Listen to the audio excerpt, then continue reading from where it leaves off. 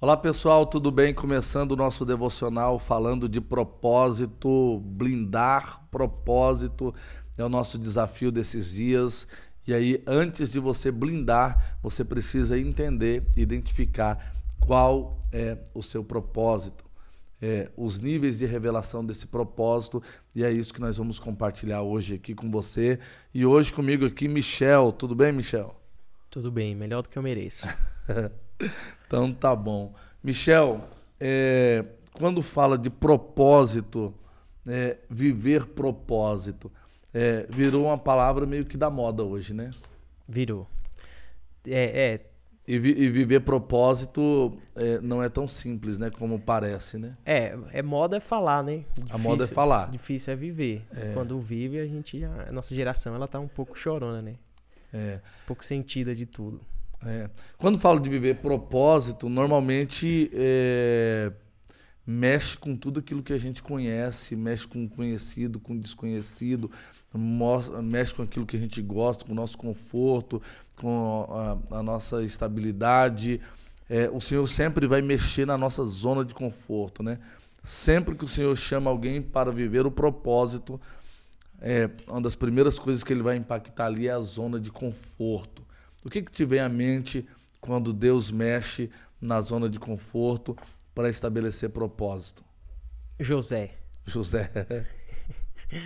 O José literalmente saiu do total conforto que ele tinha, né? O filho querido de Jacó, pra prisão. Dividir a prisão com criminosos ali. A princípio de tudo, ele foi para um poço, né? Ali jogado pelos irmãos, um ambiente de traição. E aí, muita coisa acontece nele, tudo por um propósito. E aí tem todo um cenário, tem todo um contexto. E mexe com tudo, mexeu com a família inteira. Mexe com a família toda. E tira ele de todo mundo que ele conhece. De todo mundo, mexe. Meu Deus, que é aquilo? Que Não foi dá aquilo? para Foi aquilo que ele viveu para viver um propósito. não dá para fantasiar propósito, porque propósito e é por isso que Deus ele estabelece o propósito por dentro, né? Porque quando ele tá lá, aí acusado pelos irmãos, jogado no poço, vendido pelos irmãos, e mesmo assim ele tem uma trajetória de fidelidade a Deus, né? De relacionamento forte com Deus, porque às vezes na fantasia do propósito de hoje, qualquer coisinha né? Qualquer coisinha é o suficiente para desanimar. Qualquer coisinha é o suficiente para dizer, eu não dou conta, não quero, para mim não serve e tal.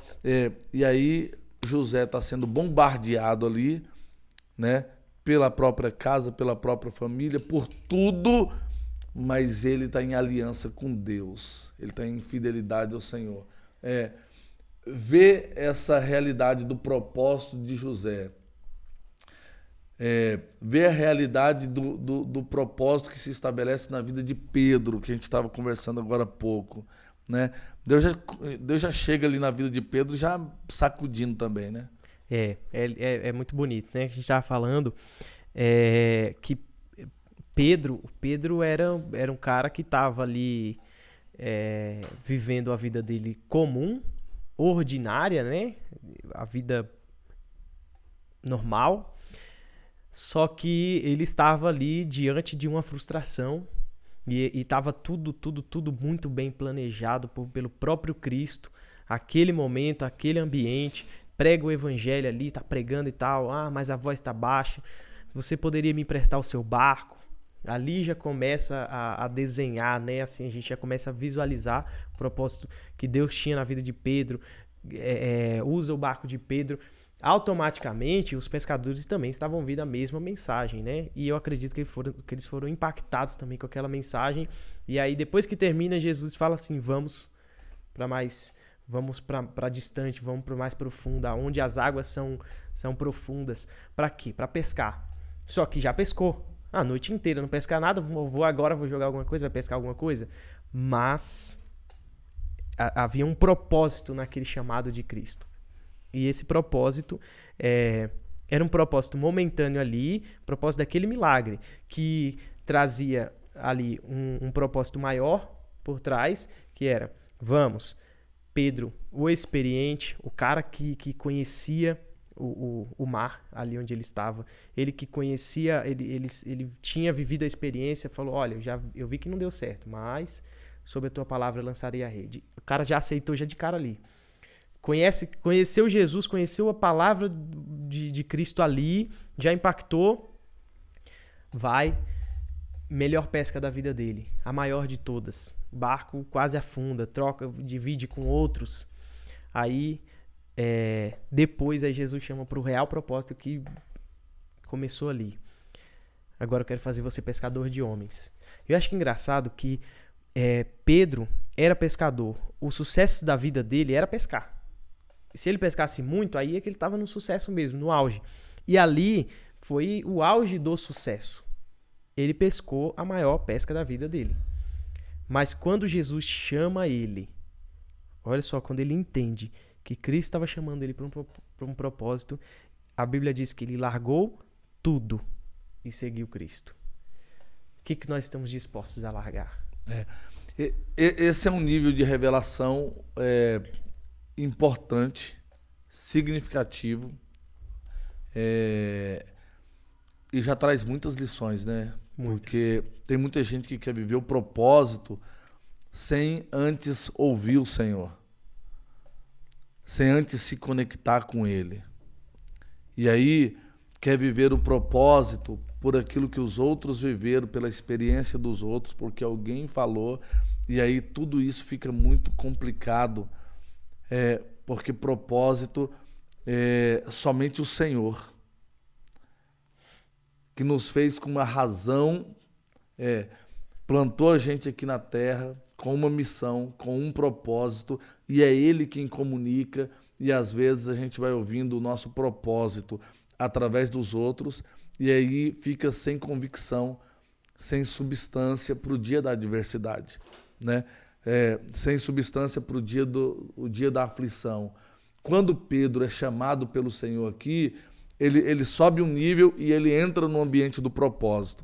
Mas aí não é tudo, né? Não. Nossa, ele vive muitas coisas para ir entendendo, subindo degraus, e parece, a impressão que tem que Pedro, quando ele chega lá perto da morte de Cristo, parece que ele não entendeu nada, toda a trajetória que ele viveu durante os 3 anos, chega aqui no finalzinho, parece que ele não entendeu absolutamente nada, mas fazia parte também do propósito. Então, a gente vive nesse caminho do propósito, de seguir aquilo que o Senhor nos chamou, altos e baixos, e às vezes os baixos são muito baixos. Muito baixos. Muito, parece que acabou, parece que você é a pior pessoa do mundo, mas faz parte do propósito. Ensina você em muitas coisas. Por quê? Porque o Senhor tem propósito com aquilo ali dentro do propósito que Ele chamou você. E muitas vezes vai ser a sua humilhação. Quantas vezes a gente não para e fala assim, cara, eu sou a pior pessoa do mundo. Meu Deus, como eu sou ruim, sou terrível e tal. Mas não é, faz parte do propósito, Ele está nos ensinando isso. E hoje a gente pode brincar aqui, num bom sentido, entre José e Pedro, né? Mas foi muito difícil para eles, né? Não dá para brincar aqui com a vida de José, mas o propósito de Deus em José estava inserido toda aquela dor, né? O abandono dos irmãos, ser vendido, ser escravo, ser preso. Tinha muita coisa ali que não é bom passar, que não é legal, que a gente não gosta de viver, né? Que a gente não projeta viver, que a gente não sonha com isso. E viver propósito mexe com tudo isso, né? Mexe. A revelação do propósito, muitas vezes a revelação do propósito, quando Deus nos chama e fala assim, ó, é isso. Se Deus revelasse o propósito de uma vez para José, todo o caminho do propósito aí, o que será que aconteceria? José tinha bagunçado tudo. Por isso que ele não faz, porque existem mínimos detalhes que só Deus mesmo vai saber naquele momento ali, que às vezes a gente nem dá atenção. E tem coisa que a gente fala assim, já sei. A gente não faz isso, né? Já sei por que isso está acontecendo, é porque eu tenho que fazer isso. Ah, já sei, porque isso deu errado. É porque Deus está querendo ensinar isso, isso e aquilo. Mas nada, só Deus sabe aquilo que ele está querendo ensinar naquele momento. E só depois que a gente aprende, a gente olha para trás e fala, ah, era isso. Né? Imagina aí, o momento da revelação que José recebeu o sonho.